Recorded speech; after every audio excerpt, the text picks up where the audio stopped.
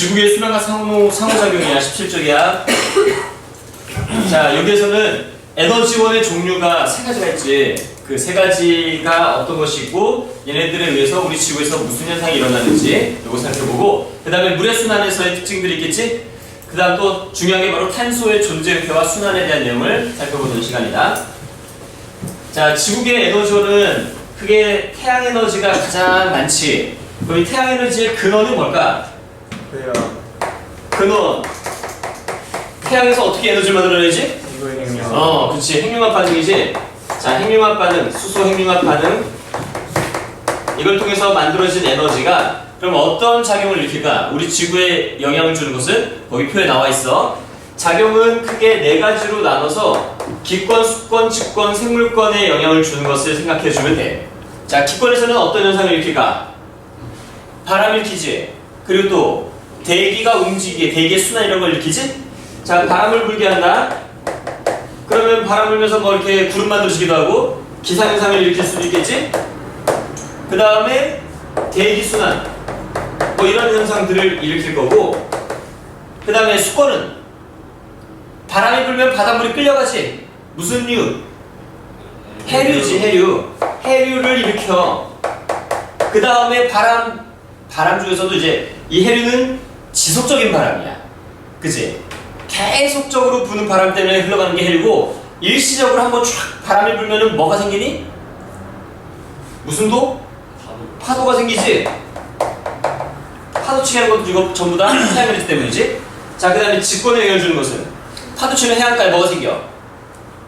절벽 생기지? 해식절벽 같은 거. 그러니까 이건 지형 변화를 가져오는 거야. 강물 흘러다녀. 자, 육지에 비가 내려야지 강물이 생기지. 이런 지형 변화를 가져오는 것도 바로 태양 복사 에너지 때문이고, 자, 생물권에게는 햇빛이 내리쬐야 식물들이 뭐하니? 광합성 하지? 그치? 광합성 같은 거. 광합성을 물질 대사라고 하지? 이런 현상들을 일으키는 것이 바로 태양 에너지가 되는 거지. 그리고 태양 에너지는 우리 지구의 에너지 중에서 가장 많은 양을 차지하고 있다는 거. 거의 99.9% 이상이야. 자, 두 번째는 지구 내부 에너지지? 얘도 마찬가지로 근원과 작용으로 나눠서 생각해보자. 얘놈의 근원은 두 가지가 있지? 그치? 두 가지가 있어. 지구 내부 에너지, 땅속에 있는 뜨거운 열 에너지야. 처음 지구 만들 당시에 충돌에 의한 열 에너지 있지? 충돌열. 이거에다가 또 뭐? 방사성 원소, 그치? 방사성 원소가 붕괴될 때 내보내는 에너지. 붕괴열. 이렇게 보면 되겠고, 자, 이것 때문에 나타나는 우리 지구에서의 작용 뭐가 있을까요? 땅속에 마그마가 있잖아, 그치? 이 마그마가 터져. 무슨 활동? 화산활동이지. 자, 화산활동이 일어나면은 땅 흔들리니 안 흔들리니? 흔들리지? 지진, 화산 지진. 그 다음에 땅덩어리 움직이게 만들지? 멘틀 대류. 자, 멘틀 대류가 일어나게 되면은 위에 있는 판이라고 하는 단단한 부분이 움직이지? 대륙 이동. 자, 대륙이 이동하다가 서로 충돌하면 무슨 산맥? 습곡산맥. 습곡산맥을 만드는 운동을 조산운동이라고 그러지. 그치? 습곡산맥이 만들어지는 운동이 조산운동이야. 자, 이런 것들을 만든다. 그리고 또 땅덩어리가 부딪히다 보면은 지층이 휘어지지. 무슨 곡? 습곡이라고 그러네. 그리고 열과 압력을 받아서 돌멩이의 성질이 변해. 무슨 암이 생성? 변성암 생성되는 거. 이런 것들이 전부 다 지구 내부 에너지 때문에 나타나는 현상이지. 그치? 이게 두 번째로 많은 거다. 가장 많은 게 태양, 그 다음 두 번째가 지구 내부 에너지, 제일 적은 게 조력 에너지. 이것도 순서 알고 있어야 돼. 자, 세 번째. 이제 조력 에너지 근원은 뭐겠니? 달과 태양의 뭐? 인력이지. 근데 달의 인력이 더 큰 영향을 주지. 가깝기 때문에 그래. 질량은 작지만은 가까워서 태양보다는 달의 인력이 약 2배 정도 더 크게 작용해서 기조력이 일어나게 되는 거지. 자, 이것 때문에 나타나는 작용은 밀물썰물을 두 글자로 뭐라고 했어? 조류. 자, 조류. 밀물썰물을 일으킨다. 그럼 이것 때문에 우리나라 서해안에 가보니까 뭐가 발달하지? 어떤 지형이? 갯벌이 발달하지? 자, 갯벌 같은 것들 해안가의 지형 변화를 가져온다는 얘기야. 해안가의 지형 변화. 해안가 지형 변화를 가져오는 것이 바로 조력 에너지. 이 조력 에너지, 달의 인력을 세 글자로 뭐라고 그랬다가? 기조력이라고 했었지? 기조력을 의미한다는 것도 기억하고. 자, 그러면은 우리 세 가지 에너지원 살펴봤던 거고, 요 그림 한번 보자. 태양국세 에너지가 지금 내려지는 게 17.3 곱하기 10의 16제곱와트야. 그 다음에 얘네들 16, 16인데 0.0027, 0.0004 이렇게 되어 있지? 그러니까 거의 대부분은 태양국세 에너지라는 얘기지. 가장 많다. 99.999%야. 그 다음에, 자, 이 태양 에너지가 쭉 내려오면서 대기가 지표면을 가야 하는데, 이게 우리 지구가 흡수하는 거지. 그 다음에 증발이 이용되는 거. 이것도 마찬가지로 지구가 흡수하는 거지. 그럼 요거하고 요거 더한 것이 우리 지구가 흡수하는 에너지라는 얘기지. 그리고 먹지 않은 거 이거 반사. 너 반사하고 방출은 구별할 수 있지? 반사는 아예 먹지 않는 거야. 튕겨 내보내는 거지. 방출은 자기 스스로 에너지를 내보내는 게 방출한다고 그러지. 그럼 이거는 태양이 방출하는 에너지고, 요거는 태양이 준 에너지 중에서 우리 지구가 먹지 않고 그대로 우주로 내보내는, 되돌려 보내는 그런 에너지가 5.2가 되는 거지. 그러면 여기에서 우리가 무엇을 계산할 수 있겠니? 우리 지구의 반사율을 계산할 수 있겠지. 반사를 어떻게 계산하면 되겠니? 태양이 준 게 처음 얼마야? 17.3이지? 16제곱 이거는 빼자 그냥. 내보내는 건 얼마니? 5.2지? 곱하기 100. 이렇게 하면 반사를 나오는 거지. 그지? 이해되니? 자, 그러면은 됐다. 에너지원 세 가지 살펴봤어요. 가장 많은 거 뭐라고? 태양 에너지. 두 번째 지구대보 에너지. 세 번째는 조력 에너지. 자, 두 번째 테마는 물의 순환이야. 이제 물이 순환을 하는데 이 순환의 근원은 누굴까? 물을 순환시키는 건 당연히 태양 에너지겠지. 태양 에너지가 지구에 내려지고, 그 다음에 바닷물이 이걸 흡수하고 증발해서 날아가고 구름 만든 다음에 비 내리고 계속 돌고 도는 거잖아. 자, 이거의 특징이 있어요. 물이 순환할 때는 어떤 특징이 있을까? 에너지도 함께 순환을 시키는 거지. 에너지, 그 다음에 물질 순환이 함께 일어난다는 것이 바로 이 물의 순환의 특징이야. 그리고 우리 지구상의 물의 총량은 어떨까? 일정하겠지? 우주에서 물 막 들어오니 지금? 나가는 거 있니? 없지? 그러니까 지구상의 물의 총량은 일정한 거야. 물이라고 하는 것은 총량이 일정한데 다른 형태로 왔다 갔다 하는 것 뿐이지.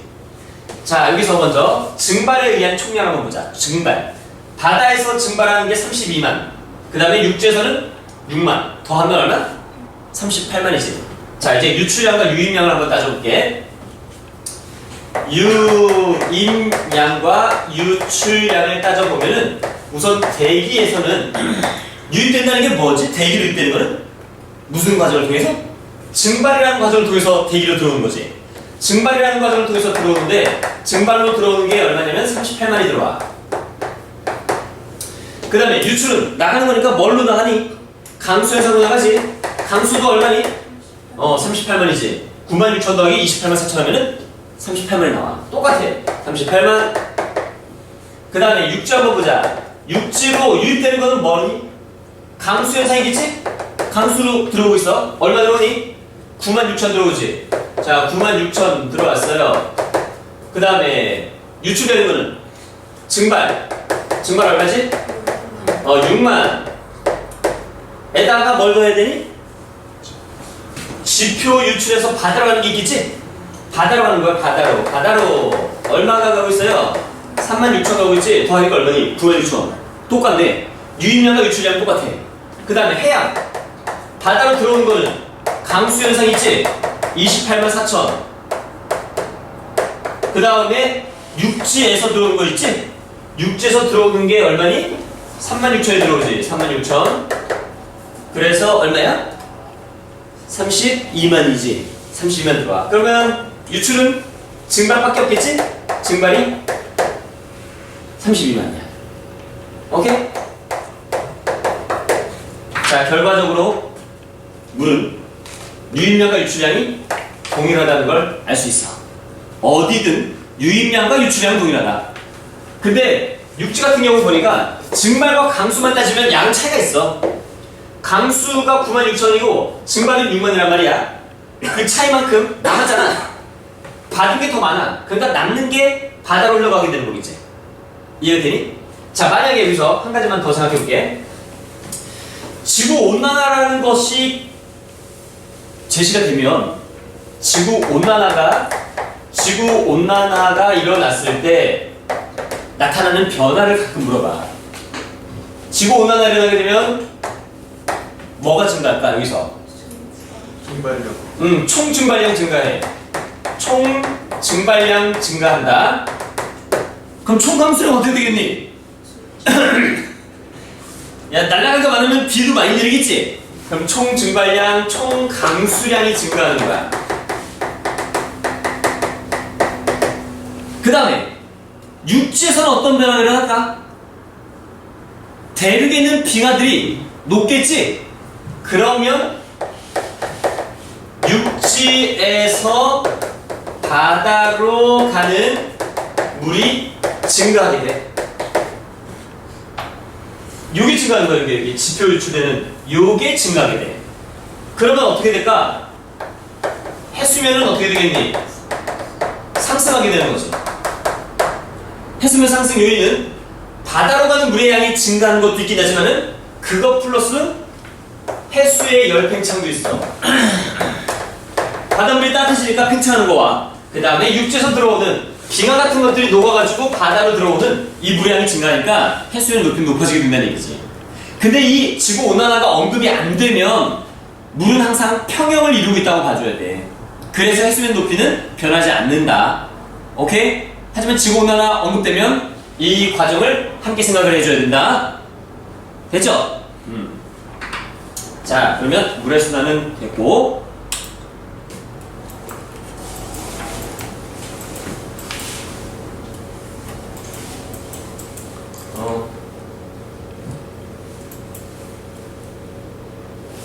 이제 탄소 순환을 한번 해보자. 한 장 딱 넘겨보세요. 18쪽이야. 자, 탄소 순환의 존재 형태부터 거기 18쪽에 맨 위에 나와있지? 직권에는 석회암 화석연료 이거 암기해야 된다.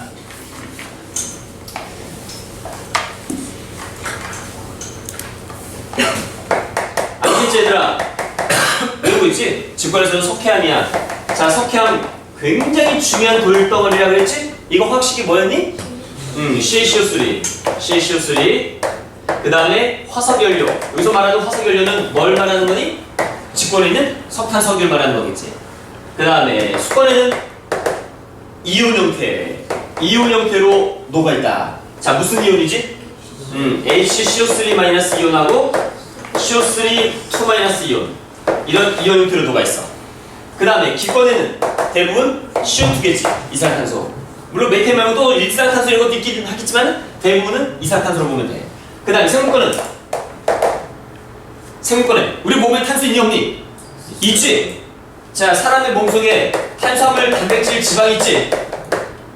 우리 몸에 가장 많은 게 뭐니?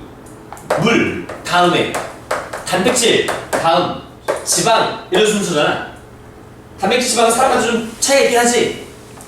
근데 이놈 둘 다 CHO 기본적으로 갖고 있잖니? 탄소 갖고 있지? 그러니까 무슨 형태로? 유기물 형태로 존재하고 있다. 이렇게 보면 되겠죠. 이렇게 존재하고 있는 것을 먼저 암기하고 그런 다음에 이제 순환을 하는 방법을 하나씩 생각해보자고.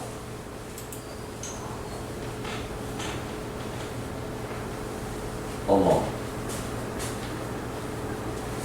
방탄한 거야 너. 자, 요 그림 이거 자주 등장하는 그림이지? 각각의 이런 방법들이 무슨 건에서 무슨 건으로 이제 탄소가 이동하는지 요거 생각해보면 되는 거다.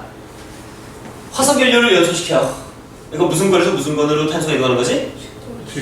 화석연료는 직권에 있었던 거지? 이거는 직권에서 어디로? 기권으로 탄소가 이동하는 방법. 맞죠? 자, 광합성은 기권에서 생물권으로 탄소가 이동하는 거지. 그 다음에 화석을 채취 이건 버리고 화석을 생성되는 건 생물권이 그렇지 직권으로 탄소가 이동하는 방법이지. 자, 해저화성 분출은 직권에서 수권으로 그렇지 지수. 자, 해저 탄산염 표적이라고 하는 건데 이 탄산염이 뭐지? 탄산칼슘, 석회암이야. 바닷물 속에 녹아있는 이온들이 결합해가지고 석회암으로 가라는 거지. 그러니까 무슨 권에서 무슨 권? 수권에서 직권. 자, 용이하고 방출 보자. 날아가는 게 방출이야. 무슨 권에서 무슨 권? 수권에서 기권으로 가는데 이 방출은 수온과 관련이 있지. 어떨수록 잘 방출되지? 수온이 높을수록. 그럼 이거는 어느 위도에서 주로 나타나는 현상일까? 이거는 저위도에서 주로 나타나. 그 다음에 노가 들어가는 거는 용해라고 하지? 안으로 들어가는 거. 이거는 기권에서 수권으로 이동하는 거고, 이거는 어디에서 주로 나타나겠니? 고위도. 표층 수온이 낮은 고위도에서 잘 나타나지. 그래서 이산화탄소나 산소나 이런 애들이 많이 녹아있는 물은 찬물이야. 그래서 고위도에 있는 표층에서에는 기체들이 상당히 많이 녹아있어. 자, 그 다음에 화산분출은 직권에서 기권으로. 그렇지. 직권에서 기권. 자, 어려운 건 없지. 직권에서 기권으로 탄소가 이동하는 그런 방법이다. 이렇게 이해하면 되겠네. 자, 뭐 어차피 너희들 이거 내신 때 다 했던 내용이고 들어보니까 다들 어느 정도는 알고 있는 것 같지? 요거는 달달달달 외우지 말고 그냥 이 현상이 딱 나타났을 때, 제시가 됐을 때 이게 어디서 어디로 가는지 이 정도로만 구별해 줄 수 있으면 되는 거야. 그러면 우리는 탄소의 순환까지 했고, 그 다음에 이제 마지막이 암석의 순환이지. 요거는 자주 등장하진 않아. 얘네들이 이렇게 돌고 돌 때 어떤 에너지가 작용해서 나타나는지 그 정도 구별하면 된다. 암석에는 세 가지가 있는 건 알고 있지 얘들아? 암석 돌멩이 세 가지야. 자, 퇴적암, 변성암, 화성암 세 가지가 있다. 이 퇴적암이 옛날에는 퇴적암이라는 이름으로 처음에 만들진 않았어. 물질들이 생성되는 생성 원인에 따라서 세 가지로 나눌 때는 먼저 수성암이라고 불렀었어. 퇴적암을 수성암이라고 불렀다? 왜 그랬는지 알겠지? 숫자가 무슨 수? 물수. 물질들이 쌓여가지고 만드는데 다 물 밑에서 퇴적물들이 쌓여서 단단해져서 암석이 만들어지거든. 그래서 수성암이라고 처음에 불렀었다? 이거 그냥 이해하라고 얘기하는 거다. 그 다음에 뜨거운 마그마나 용암을 식어가지고 만들어진대. 화성암. 열과 압력을 받는데 변성암. 전부 다 성암이지. 성암. 생성 원인에 따라서 세 가지를 나눴기 때문에 성암이 들어간 거야. 근데 수성암이 아니라 육지에서도 물질들이 쌓여가지고 단단한 돌이 만들어진대. 그게 뭐가 있을까? 물속에서 막 셰일, 진흙 쌓이고 모래 쌓이고 이거 말고 육지에서도 퇴적물들이 쌓여가지고 돌이 만들어져. 그 얘가 화산활동에 의해서 뭐가 쌓이지? 화산재 쌓이지. 화산재가 쌓이면 무슨 암? 응유암이라고 그러지. 들어봤니? 응이야? 어디 가면 많이 있니? 제주도 가면 돼. 제주도 수월봉. 그렇지. 제주도에 가면은. 그리고 또 어디 가면 또 많냐면은 성산일출봉 가봤어? 성산일출봉? 네. 거기 가면은 올라가 봤지? 안 올라가 봤니? 멀리서만 봤어? 근데 한번 가봐야지. 가다 보면은 이 화산탄이나 화산암괴 같은 그런 덩어리들이 많이 쌓여있다? 화산재도 막 쌓여있어. 이게 용암이 쌓인 게 아니거든, 일출봉은. 자, 어쨌든 육지에서도 퇴적물들이 쌓여가지고 만들어지기도 한다. 그래서 수성암 대신 퇴적암이라고 이름을 바꾸게 된 거야. 자, 이거는 성암이라고 하는 것이 가장 큰 단위라는 걸 이해하라고 얘기해 준 거다. 자, 퇴적물들은 뭘 말하지? 뭐가 퇴적물이니? 모래, 자갈, 진흙. 얘네들이 퇴적물이야. 그치? 원래 덩어리 암석들이 잘게 부스러진 거, 그 가루들, 얘네들이 쌓여. 퇴적암 되겠지? 이때 다져지면 굳어짐. 이때 어떤 에너지가 작용할까? 태양, 지구내부, 기조력, 조력에너지 어떤 거? 관계없지? 그냥 쌓이면 되는 거야. 중력에서 쌓이고 그냥 다져지기만 하면 되는 거야. 이해가 되니? 자, 그럼 이거는 상관없다. 에너지원은. 그 다음에 퇴적암이 열감력을 받아. 변성하면 되지. 그럼 이 열감력은 지구 내부 에너지지. 이해가 되지? 지구 내부 에너지 때문에 변성하면 되는 거다. 변성함이 땅속에서 녹아. 용융돼. 이때도 무슨 에너지가 필요해? 지구 내부 에너지가 필요한 거야. 그 다음에 마그마가 식어. 이때는 냉각될 때는 에너지 필요하니? 그냥 에너지를 방출하면 되지. 이거 상관없는 거고. 마그마가 다시 이제 식어가지고 화성하면 됐어. 그 다음에 퇴적물이 되는 모든 과정에서는 풍화 침식이 필요하단 말이야. 풍화 침식은 당연히 누구 때문에? 태양 에너지 때문이겠지. 그래서 이렇게 만들어지는 거지. 자, 에너지 두 가지 작용하는 거. 지구 내부 에너지하고 태양 에너지 때문에 얘네들의 암석 순환이 이렇게 일어나게 된다. 이해가 되니? 그러면 암석 순환, 물의 순환, 탄소 순환 이 셋 중에서 어떤 순환이 가장 느린 순환이게? 암석의 순환이 제일 느리겠지. 돌덩어리가 다른 돌로 변하는 건 시간이 굉장히 오래 걸리거든. 그래서 가장 느린 순환이다라고 얘기할 수 있어. 암석의 순환이. 물의 순환은 빠르겠지. 바로바로 움직이거든. 자, 그러면 우리 암석의 순환까지 살펴봤어요. 이 지구의 상호작용은 이건 나중에 너희들이 지구학을 전부 다 배우고 난 다음에는 이거 보면은 뭐 틀릴만한 내용은 없어요. 엘니뇨 라니냐는 배웠지 얘들아. 이거 무슨 거가 상호작용이지? 수권과 기권이지. 엘니뇨 현상이 뭐였니? 엘니뇨가 뭐였냐? 정화? 엘니뇨가 뭐였지? 동태평양에 뭐가 막 달라지는 건데. 동태평양에 수온이 높아지는 현상. 그치? 이게 엘니뇨야. 왜 높아지니? 용순이 안 일어나니까, 그치? 근데 왜 용순이 약해지니? 뭐가 약해? 아, 비슷했어. 편서풍 말고 좀 저희도에 있는 바람. 무역풍. 무역풍이 약한 때문에. 괜찮아. 이제 알아가는 거지, 뭐. 그치? 수능대로 만점 받을 거지?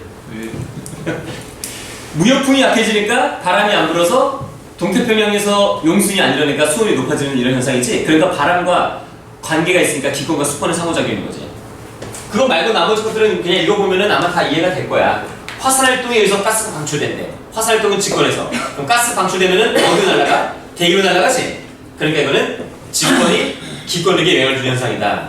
밑줄 친 거 위주로 한번 나중에 복습할 때 읽어보고 어렵진 않을 거예요. 한 가지만 더 얘기할게. 석회암 한번 볼게. 석회암.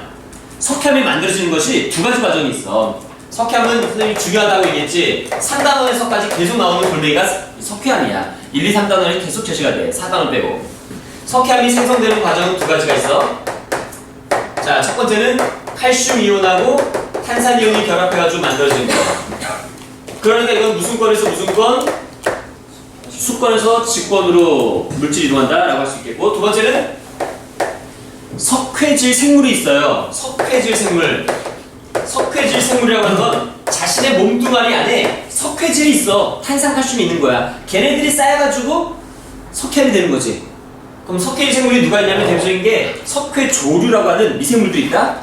그리고 얘네들 말고 또 누가 있냐면 조개, 산호, 단단한 껍질 있는 애들 있지. 걔네들이 쌓여가지고 석회암이 만들어지기도 해. 그럼 이건 무슨 권에서 무슨 권? 생물권에서 직권으로 물질이 이동하는 방법이라고 할 수 있겠지.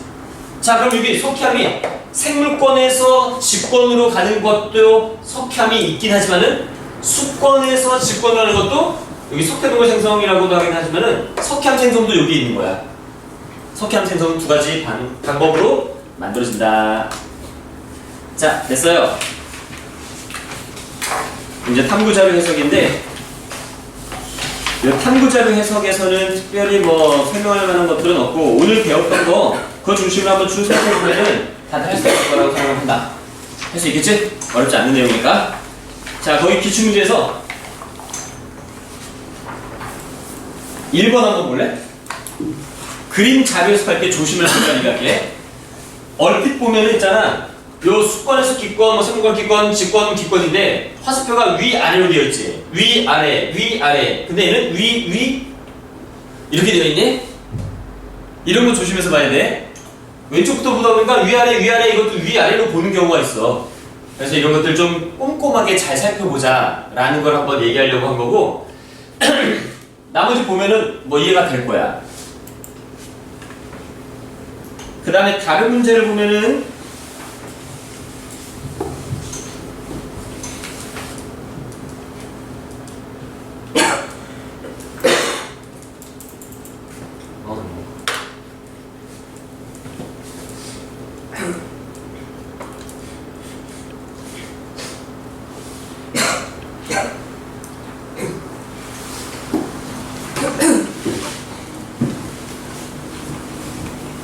왜 이러지?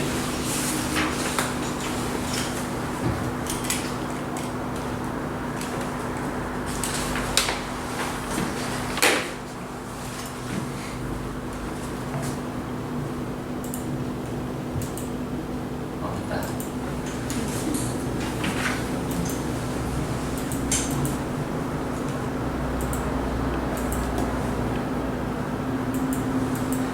뭐 보기가 특별히 어려운 거는 없어요. 개념만 잘 이해하면은 여기 있는 문제들은 쉽게 해결할 수 있는 것들이기 때문에 너희들한테 맡기도록 할게. 아까 봤던 물의 순환하고 여기에 제시된 그림에서의 물의 양이 좀 다르지? 아까 막 38만 이랬었는데 이거는 그냥 간단하게 뭐뭐뭐 단위해가지고 여기 앞에 있는 것들만 넣어놨어.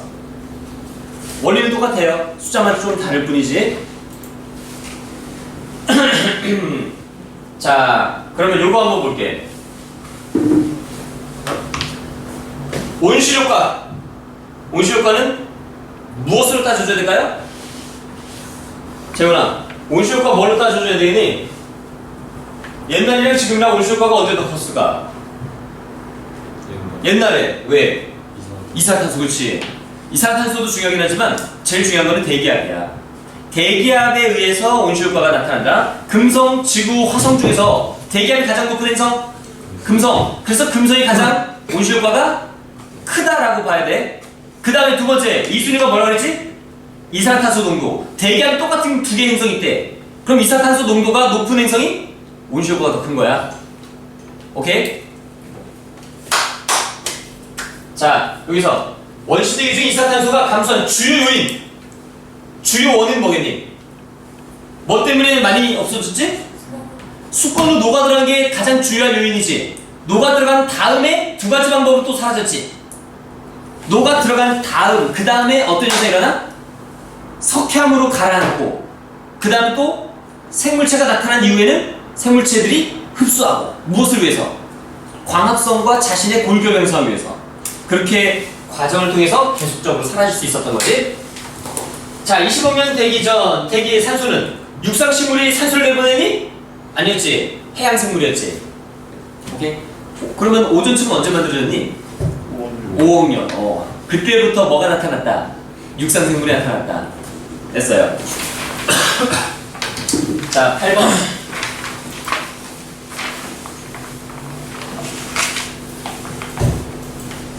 이 8번 해석하는 것만 살짝 설명해주고 너희들이 풀어봐봐. 강수량팽이 증발량이 마이너스야. 둘 다. 바다에서 북반구 해양 전체, 남반구 해양 전체 했더니 이 숫자가 얼마냐면 마이너스 1.25. 그럼 증발량이 1.25 단위만큼이 강수량보다는 많다는 얘기지. 자, 근데 강수량이 바다에 내리는 비가 0이 될 수는 없지. 만약에 이게 10이라면 이건 얼마나 얘기야? 11.25라는 이야기지. 그래야지 마이너스 했을 때 1.25 단위가 나오는 거겠지. 그러면은 바다에 내린 총 증발, 바다에서의 총 증발량은 1.25 단위보다는 많겠지. 그치? 여기 보면은 전체 해양에서의 증발량은 1.25보다 니은이야, 니은. 1.25보다 많다? 당연한 거야. 1.25보다 많을 수밖에 없지. 강수량이 0일 수가 없으니까. 이해되지? 자, 그러면 이거 육수의 유입량은 얼마야 되겠니? 육수의 유입량 1.25야. 이것도 더해보면 똑같지? 왜 똑같지? 바다에서 육지로 가는 물의 양이 있어. 바다에서 육지로 가는 물의 양이 이거랑 육지에서 바다로 가는 양이 이거 두 개 어때? 똑같아야 돼. 그러면 바다에서 증발해서 육지로 간 거만큼 육지에서 남으니까 이렇게 오는 거지. 그럼 이게 얼마냐? 1.25지? 그럼 이것도 1.25라는 이야기겠지. 오케이? 자, 바다 강수량팽이 증발량 차이만큼이 결국에는 그 남는 게 요 육지로 간 거야. 바다에서 대기를 통해 육지로 이동한 물의 양은 육지에서 강물을 통해 바다로 가는 것과 똑같다. 오케이? 자, 됐어. 그러면은 우리 여기까지가 이제 지구 상호작용과 물질의 순환이었고 25쪽으로 가보자. 25쪽으로 가볼게.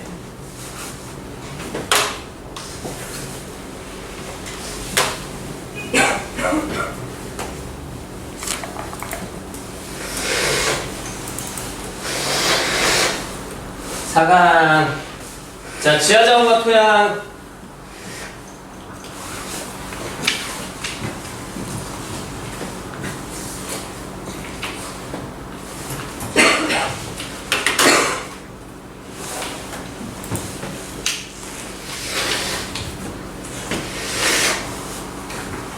너희들 내신 할 때 다 외웠던 건데 가물가물한 것도 있을 거고 중요한 것과 중요하지 않은 것들 위주로 구별하면서 설명해 줄게요.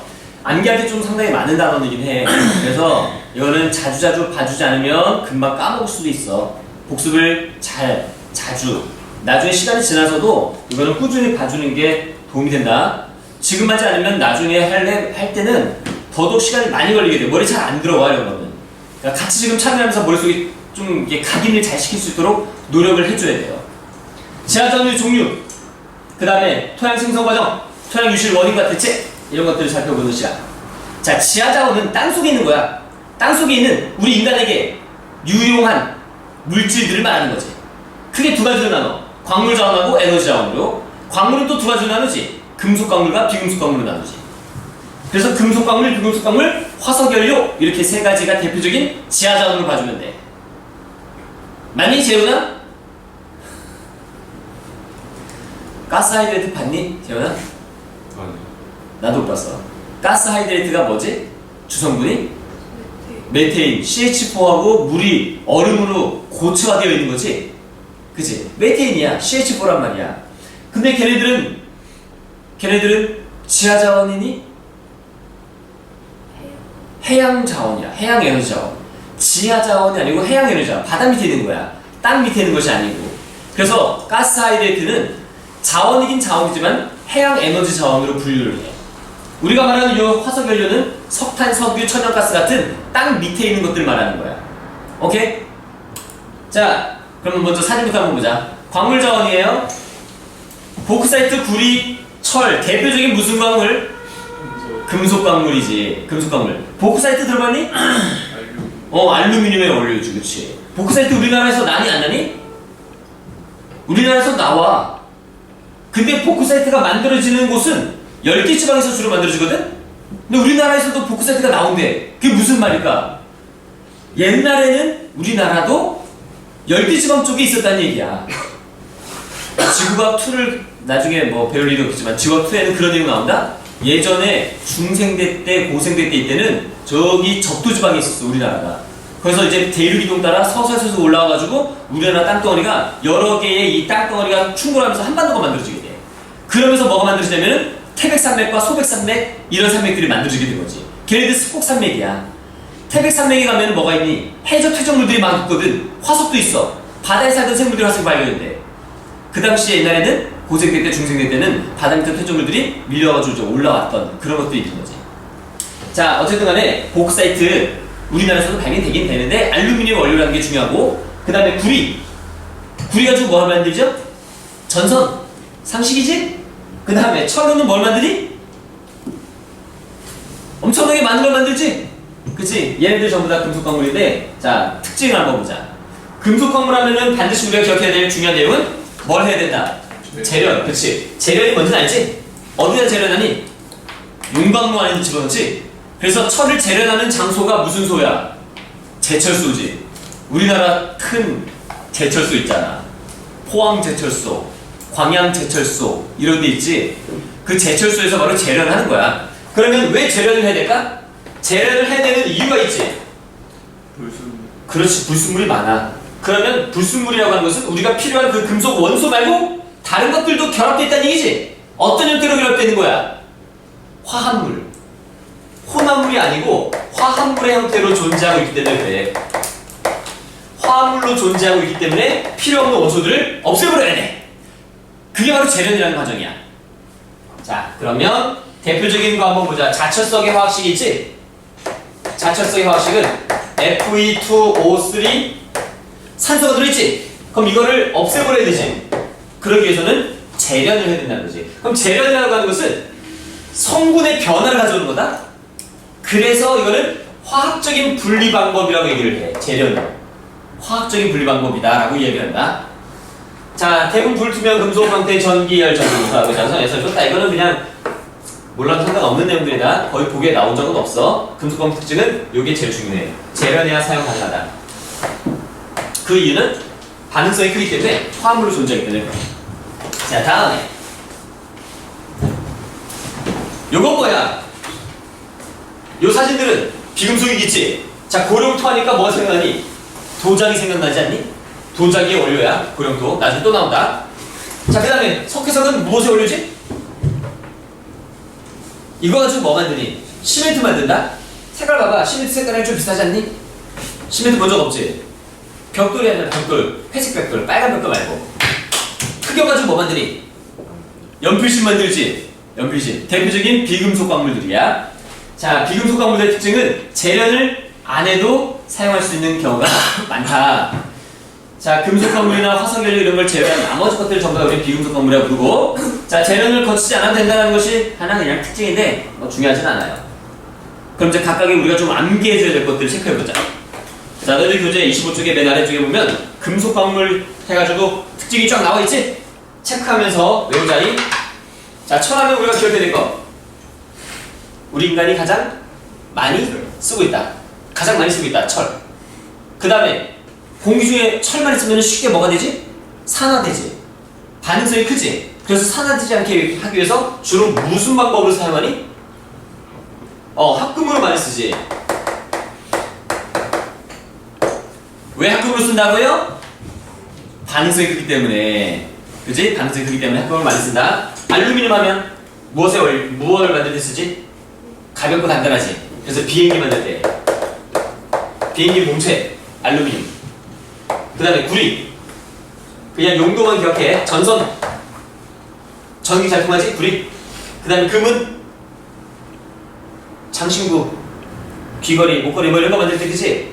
그 다음에 또 반도체 소자에도 들어가기도 한다. 금 같은 경우는 반도체에도 들어가게 돼. 망가니즈는 철의 합금으로 쓸 수 있는 놈이다. 그 정도로만 기억하면 되겠다. 잘 나오진 않아. 잘 나오진 않지만은 그냥 상식적으로 알고 있는 게 그래도 나쁘진 않을 거다. 자, 다음에 이제 비금속 광물의 특징. 여기서는 두 가지는 반드시 암기해줘야 돼. 석회석과 고령토. 이 두 가지가 중요해. 고령토는 무엇의 원료게? 고령토? 도자기의 원료. 도자기. 우리나라 도자기 산업이 발달한 동네가 있어. 경기도에 가면 이천, 옆 동네 또 여주, 광주 이런 데 있지? 거기에 광주 근처에 보면은 고령토가 상당히 많이 나오고 있어. 그러니까 그 재료가 풍부하니까 그 동네가 도자기 산업이 많이 발달하고 있는 거지. 자, 석회석은 아까 뭐 만든다고 그랬지? 시멘트. 그러면 시멘트, 석회석이 많은 동네에 무슨 공장이 있겠어? 시멘트 공장이 있겠지. 뭐 청마표 시멘트, 동양 시멘트 이런 게 전부 다 강원도 쪽에 가면 많다? 강원도 지역이 석회암이 상당히 많거든. 그래서 그런 공장들은 그쪽 동네에 많은 거야. 자, 시멘트 원료. 그 다음에 주소는 SI지? SI, 주소. 반도체 만들 때 쓰고. 그 다음에 유리. 뭐 이런 것들 만들 때 주소가 필요한 거고. 암염은 소금이지. 흑연은 연필심. 운모. 전기절연체. 이게 수능에서나 이런 것들은 각각의 용도를 물어보는 게 요 밑에 것들은 잘 안 나와. 잘 안 나오는데 교육청 모의고사나 이런 데 보면은 운모나 학교 같은 것들도 언급이 되는 게 있긴 있어. 그래서 용도는 알고 있어야 되는 게 맞다. 지금 당장 시간이 뭐 별로 없다 그러면은 넘어가도 되긴 하지만 요 두 가지만큼은 반드시 암기해줘야 돼. 오케이? 재훈아 이해됐지? 체크해놨지?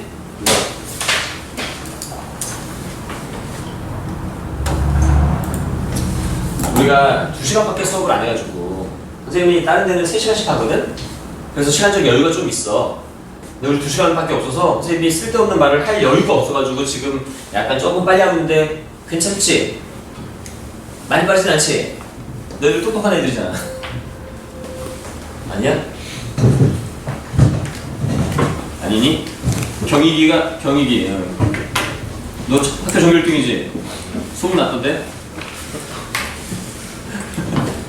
도훈이가 누구니? 도훈이 너 도훈이고 도훈, 재훈 재훈이 너 몇 학년 몇 반이니? 8반이야? 8반 또 있니? 저요. 아, 너도 8반이야? 너는 현담이? 현호. 아, 현호? 현담이? 네. 미리?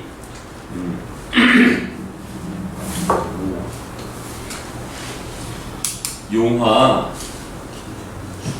용화에 물리 선생님 있지? 강남구 아는 선생님 누구더라? 아, 잘 계셔?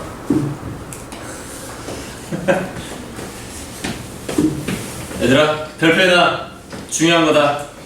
우리 지하자원에서 방금까지 했던 것들은 중요한 건 아니야. 이제 여기에서부터 이제 조금씩 시험 문제 잘 나오는 게 나오나이? 자, 장석이 풍화된다. 장석이 뭐냐? 아, 우리 여기 주변에 장석이 없구나. 화강암 본 적 있니? 우리 서울 근처니까 뭐 봤을 거야. 여기 도봉산에 가면은 엄청나게 많은, 대부분 다 그 돌멩이가 다 저거야. 북한산에 가면 도봉산 가면은 있는 게 화강암이지. 그 화강암을 구성하고 있는 알갱이들 중에서 흰색이나 약간 분홍색이 나는 돌멩이가 있거든? 알갱이가? 그게 장석이야. 근데 걔네들이 풍화가 굉장히 잘 돼. 풍화에 약해. 그래서 뭘로 바뀌냐면 진흙으로 바뀌어. 그게 바로 이 고령토야. 토가 무슨 토? 점토라는 의미지. 점토야, 점토. 진흙이야. 자, 고령토의 특징하면 세 가지 암기해줘야 된다. 얘 무엇에 올려라 그랬지? 도자기. 도자기 원료. 도자기 만들 때 고령토가 있어야 돼. 그 다음에 이거는 금속이게 비금속이게? 비금속이었지. 비금속 광물이야. 그 다음에 얘네들이 만들어진 건 풍화받아서 만들어졌지. 풍화받아서 고령토가 만들어졌을 때. 그럼 이거는 광산 중에서 무슨 광산? 다음에 나오겠지만 광산은 세 가지가 있어. 퇴적광산과 변성광산과 화성광산이 있어. 물질들이 풍화 침식받아서 가루들이 쌓여 그렇게 덩어리졌어. 그럼 그건 퇴적광산이라고 불러. 광산이 뭐냐면 자원이 모여있는 장소를 말해. 변성광산은 원래 있던 광산들이 열감력 받아서 새로운 또 다른 광산으로 바뀌게 돼. 그게 변성광산이고, 화성광산은 마그마가 내각되는 과정에서 여러가지 원소들이 농축돼서 덩어리져. 그게 바로 화성광산이야. 그럼 얘는 풍화받은 결과 만들어진 거지. 그래서 생성되기 때문에 이거는 퇴적광산에서 발견된다고 할 수 있는 거지. 퇴적광산에서 생성된다. 퇴적광산. 자, 보크사이트. 아까 말했지? 알루미늄. 알루미늄의 원료. 금속, 비금속? 금속. 얘 금속 광물이다. 왜? 알루미늄을 얻을 수 있기 때문에 그래. 근데 그냥 참고로 요 장석에 알루미늄이라는 원소가 있어. 여기에도 알루미늄이라는 원소가 들어있고 여기에도 알루미늄이 들어있는데 여기에서만 알루미늄 뽑겠니? 장석에도 알루미늄 원소 있는데 여기서 뽑으면 되는데 왜 여기서만 뽑을까? 쉬어서. 그렇지, 쉬어서. 요놈이 Al2OH 그냥 OH 수산화 이온만 떨어뜨리면 돼. 근데 여기에는 칼륨도 있고 규소도 있고 산소도 있고 굉장히 많은 다른 원소들이 결합되어 있기 때문에 쉽지 않아. 그래서 이 보크사이트에서만 전기 분해를 통해서 알루미늄을 생산하는 거야. 그래서 얘를 금속광물로 볼 수 있는 거다. 그럼 풍화받아서 만들어진 거지? 무슨 광산? 얘도 마찬가지로 퇴적광산이야. 자, 근데 장석이 풍화해서 고령토 될 때 이때 이거는 온대지방에서 나타나는 현상이야. 주로 온대지방에서. 보크사이트까지 가려면 물이 더 필요해. 많은 물질과 적절한 온도, 높은 온도가 필요하기 때문에 열대지방에서 주로 보크사이트가 만들어지게 되는 거지. 현재 우리나라에서는 보크사이트가 생성이 안 되고 옛날에 만들어진 것이 발견된 것 뿐이야. 알겠지? 자, 이때 물이 더 많이 필요하다. 보크사이트가 되려면. 왜냐면 OH가 많이 필요하니까 그런 거야. 자, 그러면 이거 중요한 거니까 체크해 놓고, 그 다음 또 두 번째 중요한 거, 망가니즈 단계. 자, 망가니즈 단계야. 망가니즈 단계. 이 망가니즈 단계는 망가니즈가 뭔지 알지? 금속 원소 중에 한 종류지. 단계가 뭐니? 단자가 무슨 단? 단체. 괴는 덩어리 괴. 망가니즈뿐만 아니라 다른 것들이 여러 가지 것들이 모여가지고 하나의 덩어리처럼 돌덩어리처럼 돼버린 거야. 요 가운데 보니까 뭐가 있냐면 뼈다귀 같은 거 있지? 조개 파편, 껍데기 또는 뭐 상어 이빨 이런 것들이 핵이야. 걔네들을 중심으로 원소들이 와가지고 달라붙는 거지. 자, 망가니즈 단계. 거기 한번 내용 보자. 망가니즈, 철, 구리, 니켈, 코발트 같은 광물을 함유하고 있는 광석을 말해요. 이거 위에는 금속 원소들 종류 다 외울 거니? 그러지 마. 그냥 다양한 금속 원소들이 들어있구나. 이렇게만 이해하는 거야. 물론 중요한 원소는 망가니즈겠지만, 그 다음에 채취 장소. 태평양 심해, 태평양 심해, 심해 체크해놓고. 망가니즈 하는 게 중요해, 얘들아.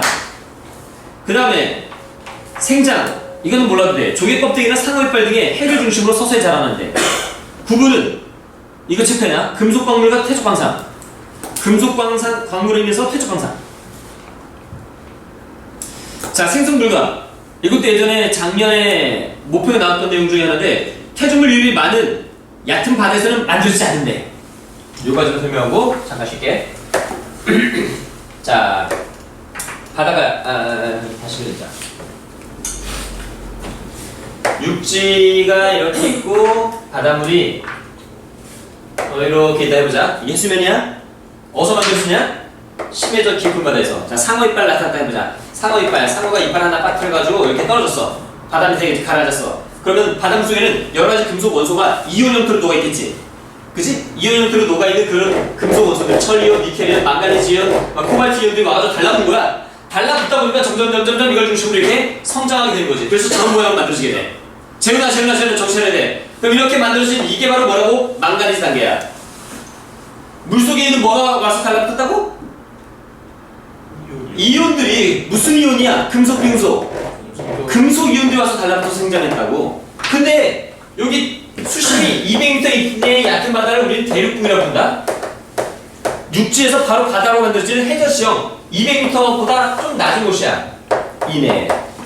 그럼 여기에 상어 이빨 하나 만들어졌어. 상어 이빨 쫙 만들어졌어. 그러면은 이온들이 와가지고 막 달라붙어야 되는데, 성장해야 되는데, 육지에서 들어오는 퇴적물들이 얘를 확 덮어버려. 덮어버리게 되면은 이온들이 와서 달라붙을 수 있어, 없어? 안 되겠지? 그럼 성장할 수 있니, 없니? 못하는 거야. 그래서 우리나라 서해안이나 이런 곳에 퇴적물들이 많이 들어오긴 하지만은 생장이 발견이 안 되는 이유가 바로 이런 것들 때문인 거지. 이해되니? 자, 생장 불가 어디? 퇴적물이 많이 유입되는 대륙붕 같은 곳 또는 연안, 해안가 이런 곳에서는 생장이 안 된다. 그래서 깊은 바다에서 만들어진다. 우리나라 동해에 있어, 없어? 없어요. 태평양에 있어 주로. 물론 인도양에도 있긴 하지만은 우리나라 동해는 없다. 동해에 있는지 없는지 예전에는 좀 자주 물어봤어. 없어요. 동해에는. 그 대신 어디에 있냐, 뭐가 있냐면 가스하이드레이트라고 하는 것이 우리나라 동해에 있지. 그치? 그 두 개를 많이 비교해. 가스하이드레이트하고 망가니즈 단계를 두 개를 자주 비교한다. 헷갈리지 말고 망가니즈 단계는 깊은 바다야. 훨씬 더 깊은 바다. 오랫동안 천천히 만들어지거든. 21번이니? 19번 22번.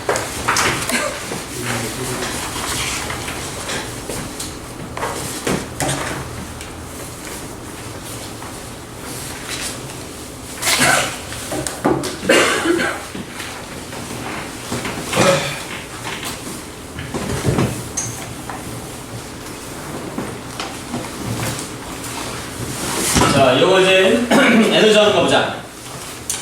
광물자원 받고 이제 에너지원에서 석유하고 천연가스. 자, 석유하고 천연가스는 누가 만드는 거냐면 동물이지. 이거는 해양 동물인데 생물이라고 생각하면 돼. 해양생물. 그래서 주로 석유하고 천연가스가 발견되는 장소는 바다 밑에서 많이 발견이 돼. 그리고 석탄은 식물이지. 육지에 살고 있는 식물들이야. 그래서 육상식물. 얘네들이 쌓여가지고 만들기 때문에 석탄이 발견되는 장소는 주로 이제 땅이 있는 곳에서 많이 발견된다. 우리나라 석탄 발견되는 동네가 있지? 무슨 도?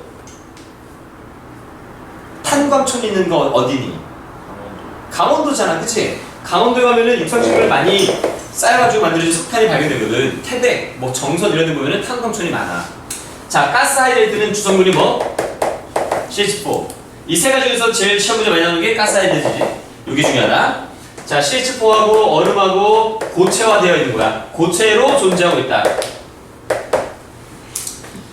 자, 거기 가스하이드레이트 해서 가스 수화물이라고 하는 내용이 쭉 나와 있네. 거기 한번 보자. 두 번째, 발견 장소.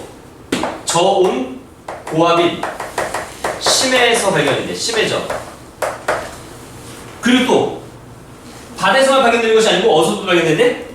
육지에서도 발견되는데 영구동토 들어봤니? 영구동토? 영구적으로 계속 얼어있는 땅덩어리, 남극, 알래스카, 그린란드 이런 곳에서 고위도 지방에서도 육지에서 발견이 돼. 그 다음에 얘네들은 연소시키면은 이산화탄소 나올까 안 나올까? 나오겠지. CH4니까 연소시키게 되면 CO2가 방출돼. CO2가 방출되는데 석유나 석탄보다는 탄소량이 좀 적어. 그래서 이산화탄소 배출량이 적다는 건 맞아. 하지만 온실기체가 나온다고 그래서 이건 친환경 에너지라고 보면 돼, 안 돼? 친환경 에너지는 아니야. 이산화탄소 나오거든. 하지만 무슨 에너지라고 얘기하냐면 대체 에너지. 무엇을 대체할 수 있는? 석탄석유를 대체할 수 있는 대체 에너지로 각광받고 있다. 이런 표현이 나온다. 대체 에너지를 맞아. 친환경은 아니다. 이산화탄소 나오지만. 자, 그 다음에 상온에서 불이 붙는다. 시식 보니까 태우면은 불 난다. 그래서 이거는 에너지 자원이야. 열이 나기 때문에 이 열을 이용해서 물을 끓이면 수증기 만들고 그 수증기로 컵을 돌리면 될 수 있거든. 그럼 전기 만들어져. 그래서 이거는 에너지 자원으로 판단하면 되겠지. 고체로 존재한다고 해서 이걸 광물 자원으로 보면 안 된다. 오케이? 고체로 존재하기 때문에 광물로 보면 안 되고 이거는 에너지 자원이야. 자, 다음에 이제 광산 세 가지. 자, 광산은 아까 얘기했던 것처럼 자원이 모여있는 장소야. 아무데나 다 땅을 판다고 자원이 나오겠니? 나올 수 있어. 나오긴 나오는데 막 그 몇십억 투자해가지고 몇천원치밖에 못 구했어. 그럼 회사 망한단 말이야. 그래서 자원이 모여있는 장소를 찾아야 되는 거지. 그런 장소를 우리는 광산이라고 불러. 자, 화성광산은 기억해야 될 게 마그마와 관련됐어. 마그마가 냉각되는 과정에서 자원들이 모이면 그럼 이걸 우리는 화성광산이라고 해. 그럼 주로 무슨 광물? 금속 광물이야. 주로 금속 광물들은 화성광산에서 많이 발견이 돼. 자, 그 다음에 퇴적광산은 물질들이 풍화받고 침식을 받아서 가루가 됐대. 그 다음에 운반되다가 어느 한 곳에 쌓여 풍화, 침식, 운반, 퇴적이라는 과정을 거쳐서 만들어지는 그런 자원 모여있는 장소는 퇴적광산이야. 주로 무슨 광물? 비금속 광물이지. 주로 비금속에서 꼭 기억해야 될 거 두 가지 뭐뭐 했었지? 고령토하고 석회성. 자, 근데 금속도 있어. 금속 중에서도 퇴적광산에서 발견되는 금속이 있다. 뭐가 있니? 보크사이트. 또 망가니즈 단괴. 망가니즈 말고 망가니즈 단괴 하면 이거는 퇴적광산이야. 그냥 망가니즈 하면 무슨 광물? 금속 광물이고 화성광산이다. 그냥 금속 원소 이름만 얘기하면은 화성광산이고 망가니즈 단계라고 하면은 이거는 퇴적광산. 심해지에서 쌓인 거니까. 오케이? 그 다음에 또 뭐가 있냐면 사금. 사금은 어디서 채취하지? 강가에서 모래랑 같이 채질해가지고 흐르는 물에다 이렇게 쭉 채질하면은 금가루가 남지. 그게 바로 퇴적광산이야. 그 다음에 또 뭐가 있지? 철석. 뭐 사철석, 자철석, 철석. 철 말고 그냥 무슨 철석으로 나오게 되는 이거는 퇴적광산으로 봐주면 돼. 알겠지? 철하면 무슨 광산? 화성광산. 철하면 화성광산. 적철석, 자철석, 사철석, 갈철석 이러면 퇴적광산. 구별해서 알아두자. 알겠지? 자, 변성광산은 뭘 받아요? 열과 압력을 받으면 돼. 열 또는 압력을 받아서 성질이 변하는 거야. 한 가지만 기억해. 흑연. 자, 흑연은 원래 누가 변성된 걸까? 원래 누구였을까? 석탄이라고 나와있지? 석탄이 변성되면 흑연이 돼. 연필심에 사용하는 흑연. 오케이? 자, 그러면 광산 정리됐고 여기 지하자원의 내용이 좀 많아. 자, 이제 탐광이라고 하는 과정을 한번 생각해볼게. 아까 말했던 것처럼 자원이 모여있는 장소를 찾아야 돼. 그런 장소를 찾아가지고 개발해야 되는 거지. 그러면 제일 먼저 지질조사를 할 때, 지질조사가 뭐냐면 광산의 존재 가능성을 탐사하는 거야. 재훈아, 석유 어디서 발견된다고 그랬지? 바람 밑에서 주로. 왜냐면 석유하고 천연가스는 해양 생물이 쌓여가지고 만들어지거든. 그러면 암석을 채취를 해야 되는데 석유가 발견되는 장소는 대부분 쉘이라고 하는 진흙이 쌓여서 만들어진 돌멩이가 있는 곳에서 석유가 발견이 돼. 그리고 또 그곳에서는 화석도 발견되기는 안 되겠니? 나오겠지? 해양 생물들이 쌓여가지고 만들어진 것이기 때문에 이 해양 생물들의 화석도 발견이 되는 그런 암석을 찾아야 되는 거야. 뭐 유공충이라고 하는 그런 조그만한 미생물들이 있는데 그 유공충이 주로 석유를 많이 만들었거든. 그래서 암석을 채취해가지고 유공충 화석이 있는지 쉘이 있는지를 분석을 해 먼저. 그러면은 광산, 석유가 있을 가능성이 있겠구나라고 얘기할 수 있는 거지. 그러고 난 다음에 화학 탐사를 해. 그곳의 암석의 성분이나 토양의 성분이나 식물 군락 이런 것들을 채취해가지고 화학 성분들이 우리가 원하는 자원들이 있는지 없는지 뭐 그런 확인하는 과정인 거지. 그 다음에 또 뭐 하냐면 이제 요게 약간 조금 의미가 있는 내용이다. 이제 지구 물리 탐사라고 그래. 화학 탐사 말고 물리 탐사는 지진파 분석이나 또는 중력 탐사를 해요. 자, 중력 탐사 한번 보자. 이렇게 두 곳이 있는데 여기에 철광석이 매장되어 있대. 여기에는 석유가 매장되어 있대. 그럼 여기서 중력계가 있겠지. 중력계라고 하는 것이 있는데 중력을 측정하는 센서야. 오른쪽에 그림 나와 있지? 자, 이걸 가지고 다른 지역, 일반적인 지역보다 철광석이 있는 지역에서 중력 측정하면 중력값이 어떻게 되겠니? 좀 크게 나오겠지? 왜? 주변보다 이 철은 무거운 놈이거든. 무겁기 때문에 잡아당기는 힘이 좀 더 셀 거야. 그래서 중력값이 조금 높게 나오고, 석유가 있다면 얘는 액체니까 중력값이 좀 적게 나오겠지? 그렇게 해서 밑에 있는 물질들의 밀도 분포를 예측을 하는 거지. 그 다음에 인공지진을 일으켜. 인공지진을 빡 일으키면은 전달돼서 가다가 철을 만나면 빨라지겠니 늦어지겠니? 상식적으로 밀도가 큰 물질이 있으면은 파동의 전달 속도는 빠르잖아. 알고 있니? 그럼 여기서 쭉 가다가 확 갔다가 이렇게 가게 되면 여기는 예상보다 좀 진파 속도가, 그러니까 진파가 좀 빨리 도착하게 되는 거지. 석유가 있으면 쭉 가다가 천천히 가다가 오게 돼. 예상보다 늦게 도착해. 그럼 밀도가 작은 물질이 있겠구나라는 걸 예상할 수 있는 거야. 이렇게 해서 지하의 물질의 밀도 분포를 측정하는 방법이 바로 물리 탐사야. 그러고 난 다음에 철이 들어있구나 라는 것들이 어느 정도 좀 확률적으로 높아졌다면 캐내는 거지. 시추하는 거야. 시추. 이 시추는 샘플을 채취하는 겁니다. 샘플 채취. 자, 그래서 철광석이 있구나, 석유가 매장되어 있구나 라는 게 확인되면은 그때부터는 이제 대규모로 채광을 하는 거야. 자, 지금 한 게 어떤 건지 알겠니? 탐광이라고 하는 자원이 있는지 없는지만 확인하는 작업이야. 그게 탐광이다. 자, 탐광했어. 그 다음에 자, 이거는 뭐냐면 광상의 이제 개발 과정이야.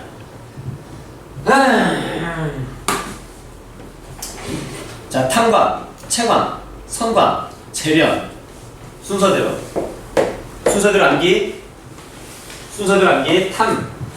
탐, 채, 선, 재. 탐구 과목은 최선을 다해서 제대로 공부하자.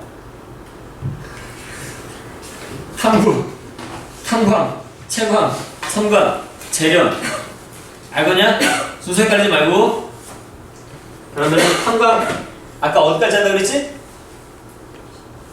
시추까지 한다 그랬지? 시추까지 하는 거야.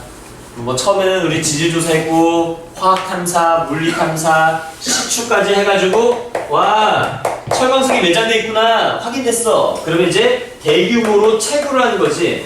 그게 채광이야. 광석을 채취한다 그런 의미지.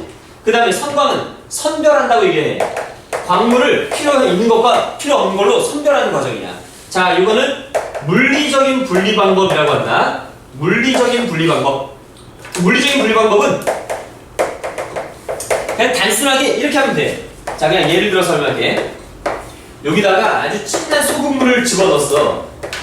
광석을 가져가지고 깨트렸는데 가루를 만든 다음에 여기다 집어넣어. 그러면 가라앉는 것도 있고 뜨는 것도 있겠지? 밀도차 때문에. 그냥 단순하게 분리한 거지? 근데 좀 우리가 원하는 건 무거운 거래. 이거 버리고 아래 있는 것만 딱 꺼내면 되는 거지. 그게 바로 선별하는 거야. 선광이야. 물리적인 분리 방법. 그 다음에 재료는 순도를 높인다라고 하지. 순도를 높인다. 순수한 물질로 뽑아내는 거죠. 그래서 이거는 화학적인 분리 방법이라고 얘기를 해. 이해가 되니? 아까 얘기했던 것처럼 Fe2O3에서 화학적으로 분리하는 거지. 산소 없애버려야 돼.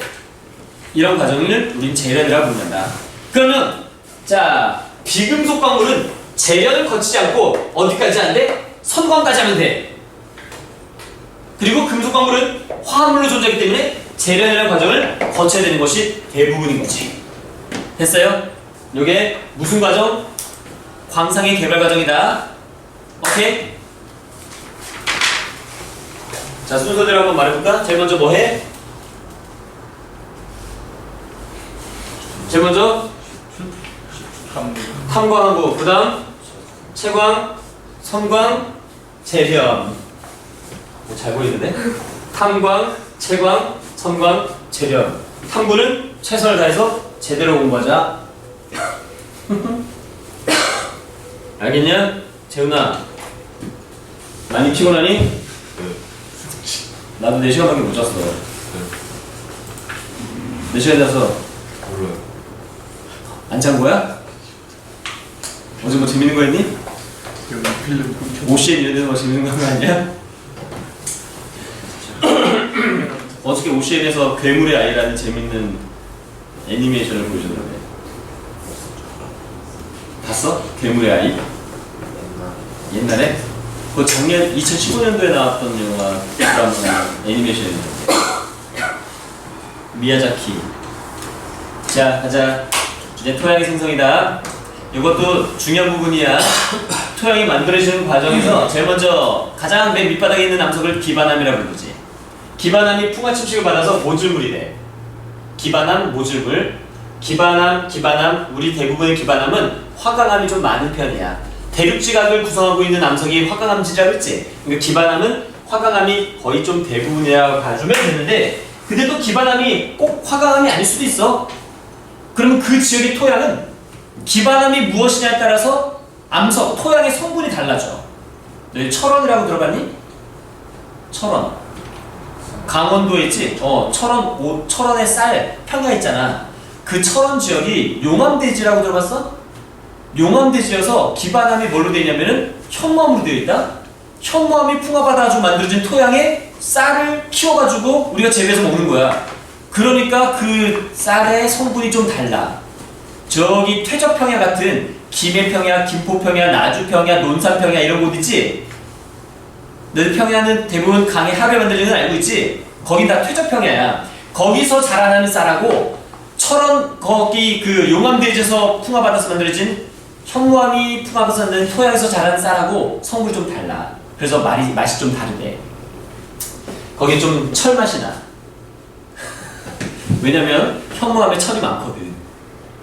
검은 현이지 철이 많아서 약간 어두운 색깔이야. 성분이 좀 다르단다. 그리고 남자들 나중에 뭐 군대도 가게 되면은 아마 보게 될 거야. 철원에 군부대도 많아요. 자, 기반암 모질될 때 무슨 작용을 받아야 될까?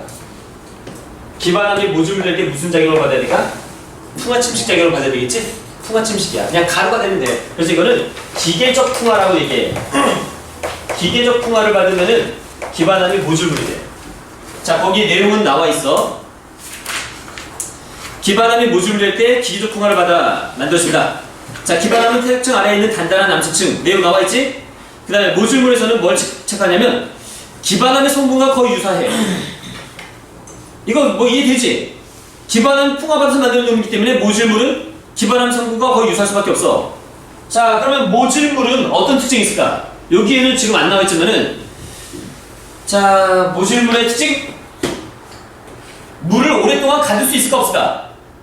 없어요. 없어. 그치? 왜? 입자의 크기가 어때? 큰 거거든. 돌 조각, 모래 이 정도의 크기야. 그러니까 물이 쉽게 빠져나가.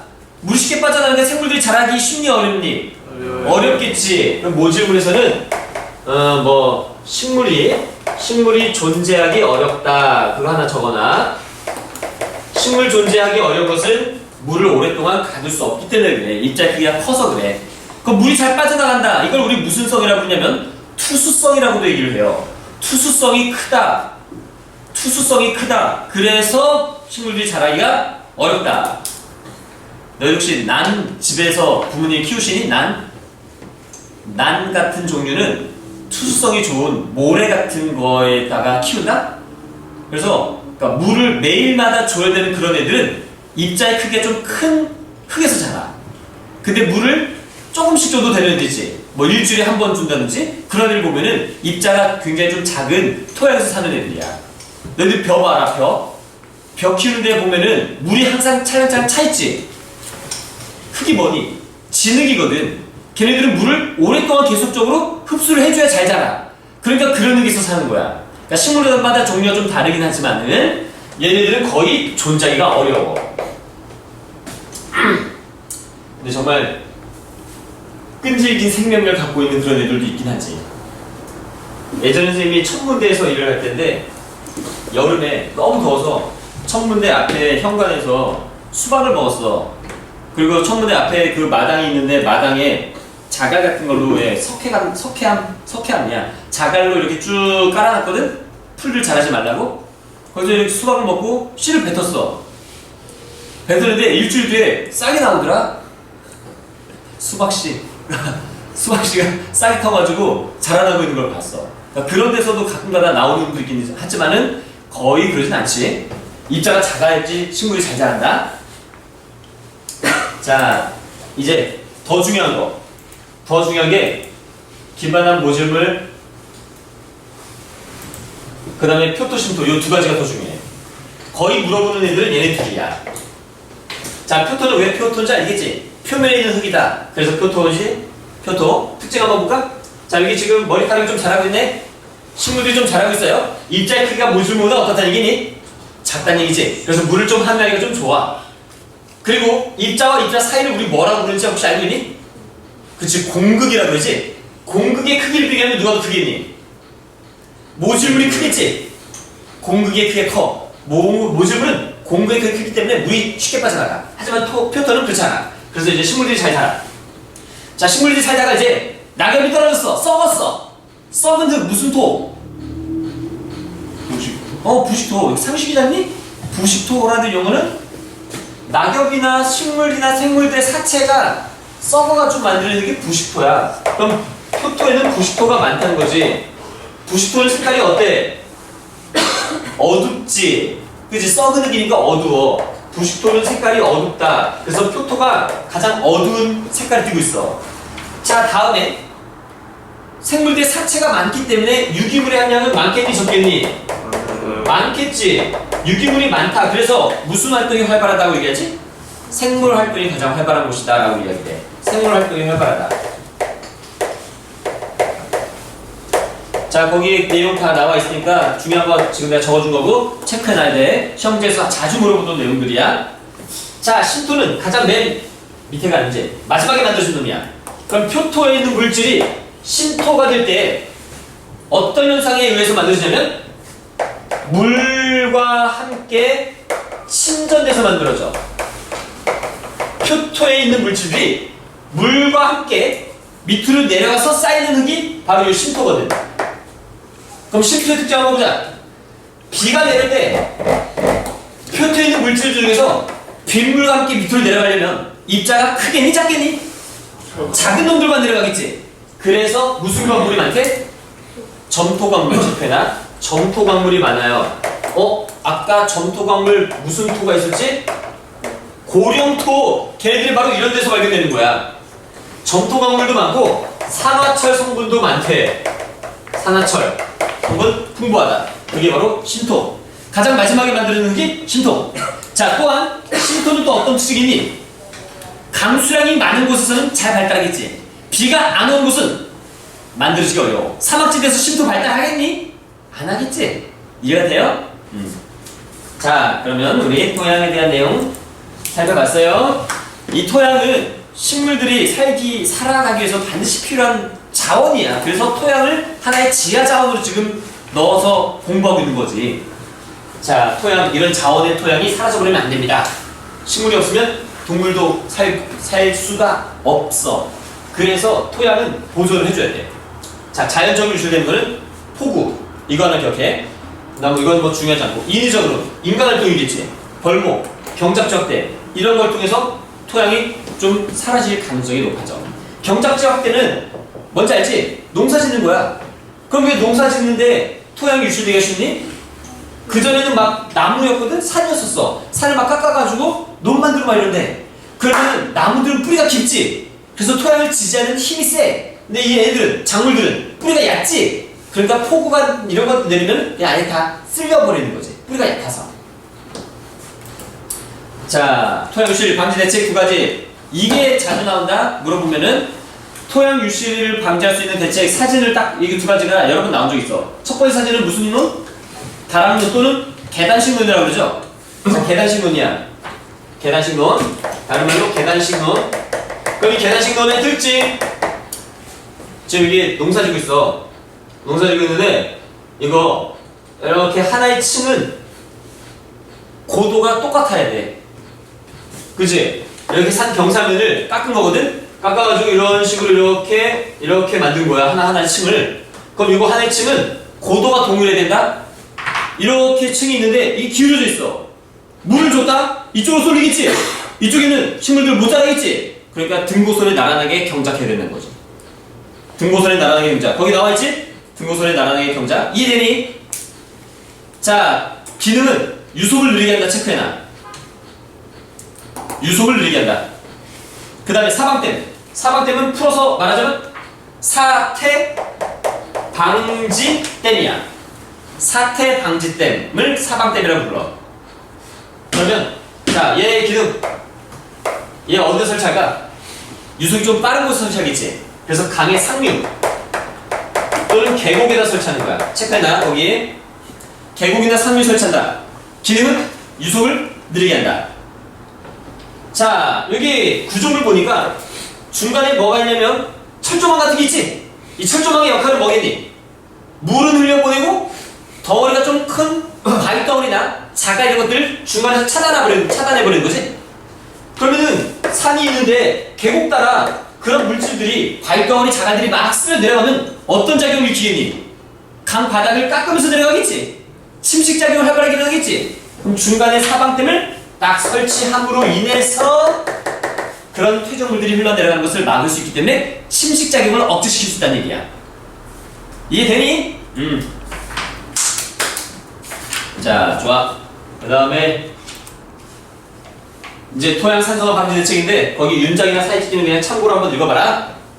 토양이 산성화된다. 산소화되면 좋겠니 안 좋겠니? 안 좋으니까 이러면 안 된다는 얘기지? 산소화되면 식물들이 자라나기가 어려워. 식물들 생장이 어렵단 말이지. 그래서 중화를 시켜줘야 돼. 그 원인 알고? 원인에 따른 대책을 세우면 되겠지. 화학 비료는 뭐가 있지?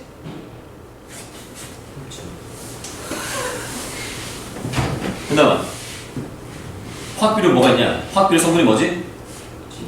질소가 필요하지. 그치? 그럼 질소는 뭘로 공급하니? 암모늄 이온으로 공급하지. 암모늄 이온. 그래서 황산 암모늄 흰색 고체를 만들어. 질산 암모늄 질소를 공급해줘야 돼. 그럼 얘는 흰색 고체 물질들인데 비료 보면은 논에 보면은 논 말고 여기 밭에 보면은 흰색 가루 같은 게 막 뿌려져 있거든. 그게 비료 화학비료야. 그게 이제 빗물과 만나면 녹아내서 이온화돼. 그리고 땅속으로 스며들어. 그러면 이 식물들이 뿌리를 통해서 그걸 흡수하는 거야. 얘네들을 먹는 거지. 얘네들이 필요한 거지. 단백질 공급을 위해서. 그런데 얘네들이 남아있어. 황산과 질산, 물론 흡수되는 것도 있지만 남아있다고. 그럼 걔네들이 바로 산성화를 일으키는 거야. 얘네들 때문에. 자, 그래서 뭘 써야 돼? 자연비료. 똑같은 말이 천연비료, 유기질 비료라고 불러. 퇴비가 대표적인 거지. 퇴비 뭔지 알지? 요즘엔 거름 쓰니? 밭에다 똥 뿌리는 거 봤니? 못 봐서? 서울 근교는 안 쓴다. 근데 저기 시골 같은 데 있지? 시골 같은 데 보면은 그 소규모로 자기네들이 직접 이제 소를 키워. 여물 주고 이런 거. 사료 말고 여물이나 이런 실제로 자연에서 얻을 수 있는 그런 먹이를 주는 그런 가축을 키우는 집은 걔네들이 싼 똥 있지? 그걸 가지고 거름을 만들어. 거름 만들어가지고 직접 주기도 한다? 소규모하긴 하지만은 이제 요즘에는 인분이나 이런 그 가축들의 분뇨를 거름으로 이 퇴비 비료로 쓰진 않아. 안 썩어. 사료 안에도 항생제가 있고 방부제가 들어있어서 썩질 않는다고. 뿌리고 난 다음에 계속 막 썩어 그대로 있어. 똥이 안 되겠지? 그러니까 안 쓴다고 요즘에는. 그래서 거름은 잘 나오지 않지만 퇴비는 지금까지도 계속 쓰고 있는 자연비료야. 그 다음에 뭐 드냐면은 그 벼를 탈곡하고 나는 축제기 같은 거 있지? 그거 뭐라 그러니? 뭐라 그러니? 어떤 건지 알겠지? 쭉정이 뭐였지?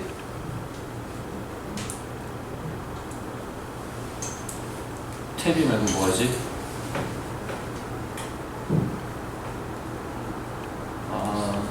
갑자기 생각이 안 나지?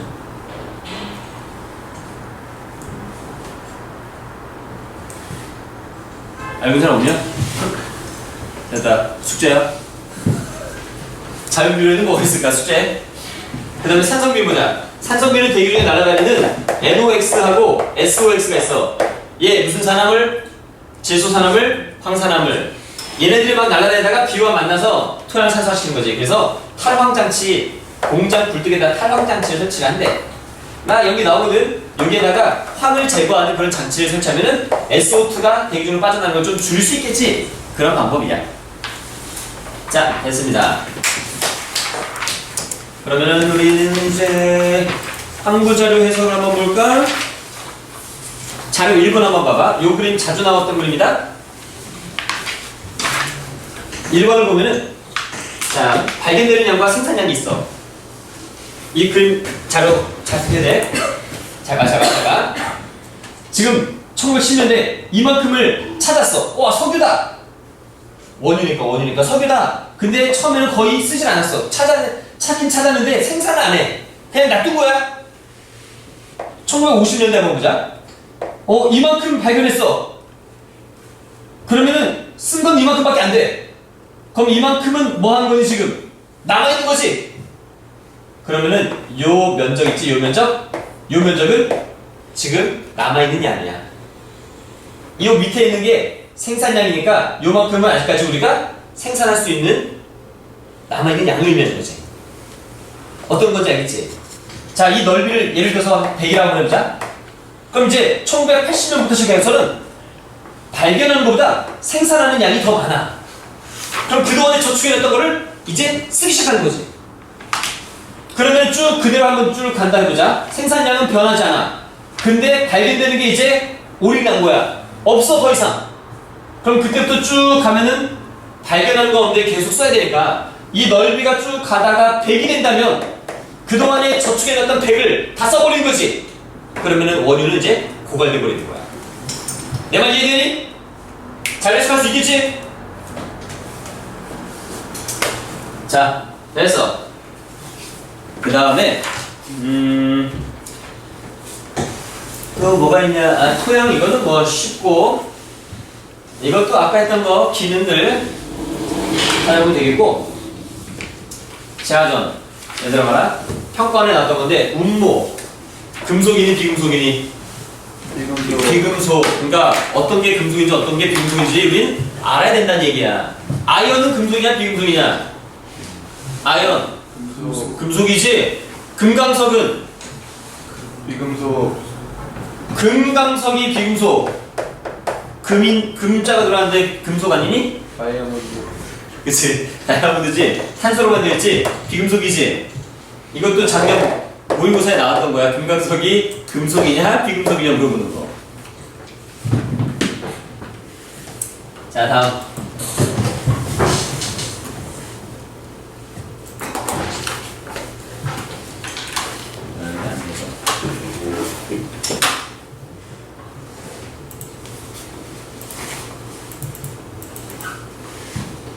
시간이 별로 없어서 이 부분은 너희들 숙제로 해와야 될 것 같고, 자원호수의 대겨 해양으로 가보자.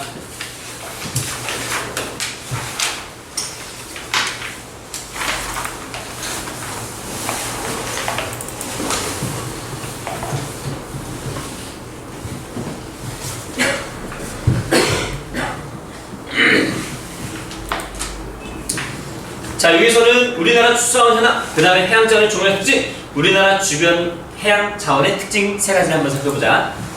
자, 질소하고 산소가 있는데 이거는 거의 나온 적은 없다. 질소는 매우 안정하지? 반응성이 없다. 그래서 뭐 충전재를 쓰고 있다. 산소는 이걸 이용해가지고 뭐 오존층 이거 만들어서 이거는 아까 우리 일단원에서 다 배웠던 내용들이다.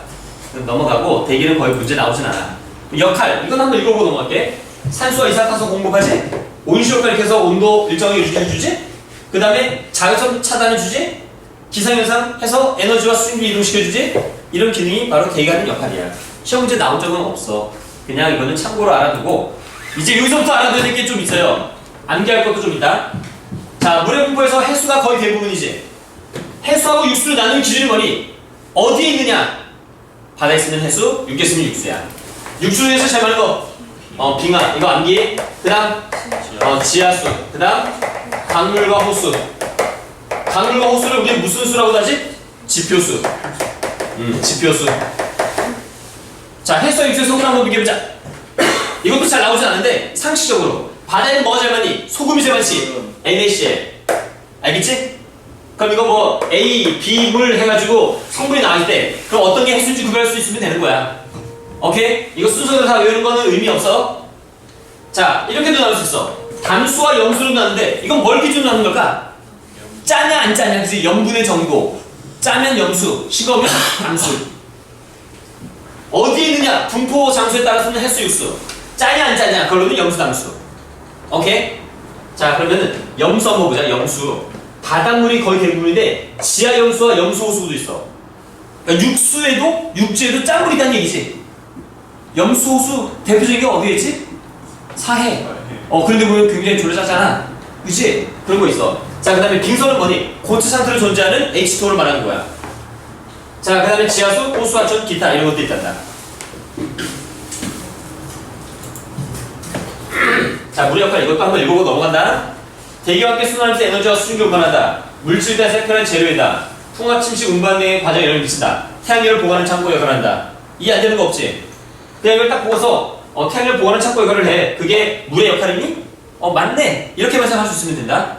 물의 역할 4가지 달달달 외우는 게 아니고 한 가지가 제시됐으면 그게 물의 역할인지 아닌지 정도만 판단할 수 있으면 되는 거야. 자, 우리나라 수자원 현황. 이게 첫 번째 핵심인데 우리나라 수자원 총량 중 이용 가능한 양은 약 27%. 이것도 외우는 게 아니에요. 이런 자료 항상 제시가 돼. 그러면은 총 이용량 27% 나와 있잖아. 증발산이 뭐니? 증발, 증산작용을 합친 거야. 증발작용과 증산작용 합친 게 증발산이야. 증발은 물이 어디서 어디로 가는 거지? 수권에서 기권으로 수증기로서 날아가는 게 증발이지. 그 다음에 증산은 새물들이 뿌리를 통해서 물을 흡수한 다음에 대기 중으로 내보내는 거지. 증산작용은 이거야. 이거 우리 뭐라고 부를 수 있냐면 자연 유실되는 양이라고 할 수 있겠지. 이건 인간이 어떻게 막을 수가 없어. 자, 그러면 우리나라 물 부족 우리 국가의 이유. 인구 밀도 어때? 높아요. 졸라 높아. 그 다음에 또 바다로 유실되는 양이 많지.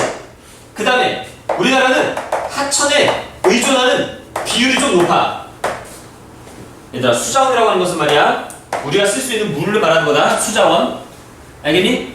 수자원하고 상수원하고는 좀 달라. 수자원이라고 하는 것은 인간이 활용할 수 있는 물을 말하는 거야.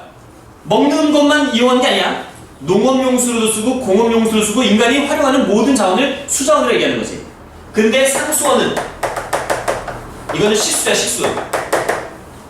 3단원에서 나올 거야. 상수원은 식수를 말한다. 그럼 우리 서울의 상수원은 무슨 강이지? 한강이지. 한강에 무슨 댐? 팔당댐 거기가 상수원이거든. 그러면 상수원의 조건이 있어. 어때야 되겠니? 산소가 많아야 될까? 아니면은 오염물질이 적어야 될까? 오염물질이 적어야 되겠지. 우리 물 마시면서 산소 먹니? 물 마시는 거 산소 필요 없지? 그러면 깨끗하면 돼. 산소는 없어 상관없어. 우리는 숨을 쉬면서 산소를 공급하는 거니까. 자, 이 세 가지가 우리나라 물 부족 우려 국가인 이유야. 이해 안 되는 건 없지? 그러면 바다로 유출되는 양이 많은 이유가 있을 거야. 바다로 유출되는 양이 많은 이유는 뭘까요? 우리나라 지역의 특징 한번 생각해봐. 동고서저형. 동고서저형이야. 그리고 또 강수가 언제 많이 오니? 그렇지. 여름에 집중되지. 여름에 강수 집중. 그 다음에 또 하천의 길이가 어때요? 강의 길이가 짧아. 중국의 지금 황화강 양자강 말이야 겁나 길지. 걔네들은 한참 동안 천천히 가거든. 경사도 안 맞으니까. 그래서 우리나라는 경사도 급해요. 그래서 바다로 유출되는 양이 많을 수밖에 없어. 그럼 바다로 유출되는 양을 줄이려면 어떻게 하면 될까요? 뭘 많이 만들면 되겠니? 댐 같은 거 많이 만들면 오랫동안 보관할 수 있겠지? 자, 그러면 이제 자원이다. 여기 두 번째 핵심인데 해양 자원에는 세 가지가 있어. 수산 자원, 광물 자원, 에너지 자원. 자, 수산 자원은 대부분 뭐니? 먹을 거야, 먹을 거. 다양한 생물군. 종수가 굉장히 많아. 30만 종이나 된대. 뭐라고 돼 이거? 그냥 다양하다. 그 다음에 높은 재생산력? 이게 무슨 의미가? 한 번 새끼가 태어나고 그 다음 다시 어느가 돼가지고 새끼를 태어나게 하는 데까지 걸릴 시간이 짧아. 한 세대가 짧고 그 다음에 한 번 낳으면은 왕창 낳지. 물고기도 봐봐. 알라면 수천 개 수만 개 낳잖니. 근데 그 육지에 살고 있는 생물들 어때? 돼지 한 번 낳으면 한 10마리 정도 낳지. 그것도 많은 건 많어. 근데 바다 생물에 비해서는 새끼 낳는 그 양이 적다고. 새들도 길고. 그래서 생산력 자체가 해양 생물들이 훨씬 더 높다는 얘기지. 이해가 되니? 그래서 여기서 한 가지 기억할 용어는 바다목장이라고 하는 것을 이용하게 되면은 바다목장 또는 뭐 양식 같은 거 있잖아. 바다목장이나 양식 이런 거 하게 되면은 높은 재생산량을 활용해서 다양한 수산자원을 얻을 수 있다는 얘기지. 광어 양식 다 저기 남쪽에서 한다. 그 다음에 활용 식용뿐 아니라 다양한 방법에 쓰이고 있다는 건 이해하면 된다. 의료용, 공업용 다 이거 외울 필요 없어. 그냥 다양하게. 자 이제 광물 작업해. 소금, 브로민, 리튬, 망가니스 단계 이런 것들이 광물 작업인데 얘네들도 우리는 뭐 자주 나오진 않아. 소금은 염전에서 우리나라는 채취하지. 염전에서 서해안 같은데. 그 다음에 리튬은 이건 한 가지 알아둬야 된다. 2차 전지. 2차 전지는 충전해서 쓸 수 있는 전지야. 핸드폰에 보면은 리튬이온 배터리가 나와있지. 그치? 그게 바로 2차 전지. 충전 가능한 전지를 말한다. 그 다음에 망가니스 단계. 철의 합금으로 쓰는 거고, 망가니스 단계는 아까 했던 거 그거 특징 쭉 보면 돼. 심해져서 발견된다. 퇴적 강상이다. 금속 광물이다. 이런 것들. 자 다음에 에너지 자원 한번 볼까? 바다에서 얻을 수 있는 에너지 자원. 화석연료. 바다 밑에 뭐가 쌓여있다고 했니? 화석연료 중에서 석유하고 천연가스야. 석탄은 주로 육지에서 발견되고, 조력에너지도 해양 자원이다. 왜? 바닷물을 이용해서 에너지 만들어내는 것이 조류 발전이거든. 그 다음에 파력. 바닷물 파도 쳐가지고 만들어지는 것이. 그러니까 이것도 전부 다 뭐야? 에너지 자원에 들어간다고 볼 수 있어. 지하 자원이 아니고 해양 에너지 자원이야. 해양에서 얻을 수 있는 에너지 자원이라는 얘기지. 자 그럼 우리나라 마지막이야. 우리나라 동해, 서해, 남해 특징 한번 보자. 동해 하면은 먼저 수산자원의 특징. 뭐가 만들어지니? 조, 경, 수역. 조경수역이 뭔지 알지? 활기 달려 만드는 곳이지? 그 다음에 여기는 또 에너지자원 뭐가 있지? 가스, 하이드레이트. 체크해놓고 암기해도 우리나라 동해 가스 하이드레이트가 상당히 많이 매장되어 있다. 자, 서해는 수산자원, 갯벌. 갯벌이 있기 때문에 다양한 생물들이 살고 있지. 그 다음에 에너지자원은 조차가 크거든. 여기는 해수면 높이 차이가 커서 조차가 크므로 뭘 만들기 좋지? 조력발전 만들기 좋은 거야. 조력발전. 그 다음에 남해는 양식업을 할 수 있지. 왜 양식하기 좋니? 수온의 변화가 거의 없지. 1년 내내 날개 영향을 받아. 수온 변화가 크지 않아 다른 곳보다. 그래서 양식을 하기에 좋다 라는 것 특징을 기억하면 되겠어. 이해됐니?